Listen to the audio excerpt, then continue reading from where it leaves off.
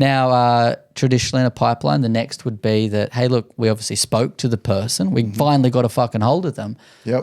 And we went through the disco and we pitched them. We gave them a proposal of some sort. There are other stages that can be in there. Yeah. And so these people, you know that they're a potential client for you. They're qualified. They're qualified.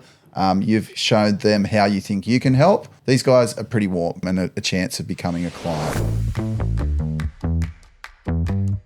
In that presentation, you've also got to remember where you sit in the market and what your potential objections may be from your quote.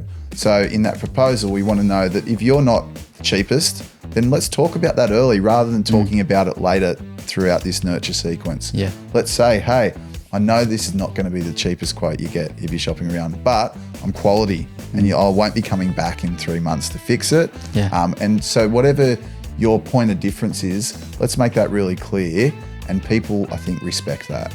Yeah, I think too many business owners out there keep their quotes, proposals looking very generic. You know, sex sells. It's like, so you want it to look sexy to a degree. Yep. I'm not talking about put like, you know, naked pictures on there. But I'm saying like layout matters, and there's certain things that should sit on a proposal that are going to give it more credibility. Yep. If you've won awards, let's say you're an electrician and you're a member of Master Electricians Australia or NICA, and you've won a prize with them, like that should be on there. If you've got 300 plus Google 5-star reviews, that information should be on there. Think of trying to make those proposals as professional looking as you can. And if you feel that the average customer is going to identify you as expensive comparative to your competitors, Yep. then you need to make sure that your quotes are jam-packed with maybe some more information than the average. Yep.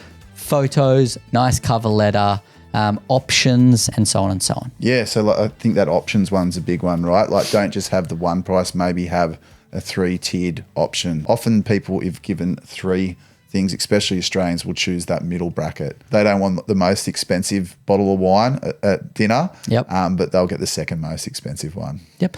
Now, let's say you've sent out a proposal.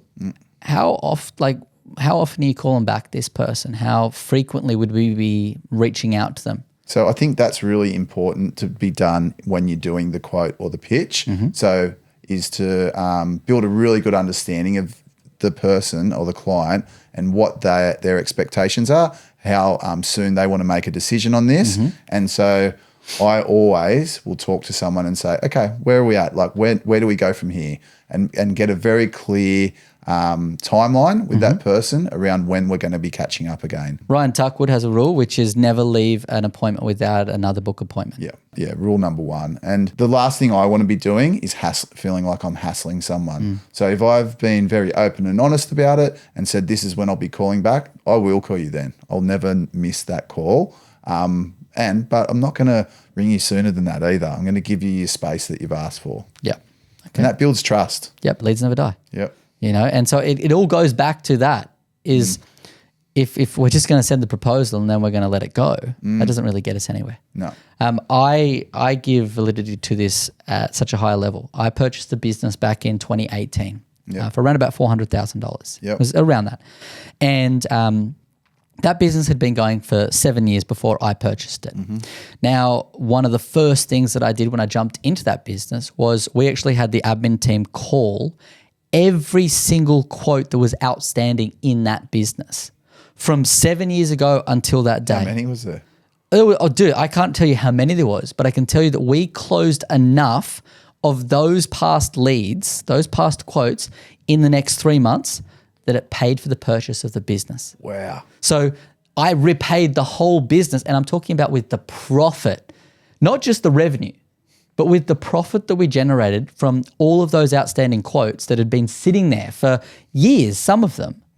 We closed enough to repay that $400,000 in purchase of the business. And that's got to get business owners who are listening or watching this, you've got to start thinking, how many do I have outstanding out there that are potential, there's potential work sitting in your pipeline? The biggest problem here is that, and we see this all the time, right? You guys jump on the calls with people that have been listening to the podcast for years. Yep.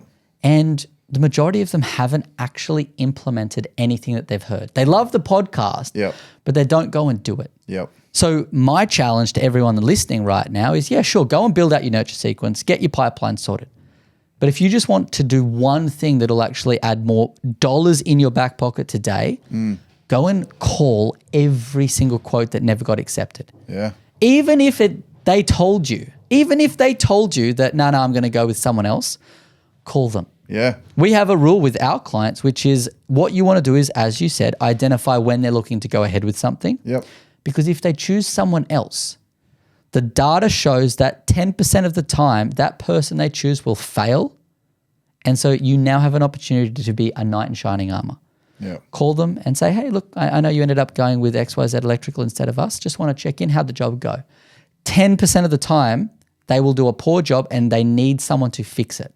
And this is a perfect place to demonstrate you pay what you get. All right. So the challenge is out there. If you're listening, and doesn't mean you have to be a member with us, but if you're out there and you're listening and you've got old quotes in the pipeline. Which you all do. Everyone does. Ring them all. And I've been saying this lately, but what about a pair of Upscale socks for whoever comments with the most wins from cleaning out their pipeline? I reckon I'm happy to do a hoodie. A hoodie? Yeah. All right, get on it. And maybe socks for the second place. Socks for second place. So in the comments, guys, let us know exactly how many quotes you actually landed from just going back and calling up those past ones. I love it.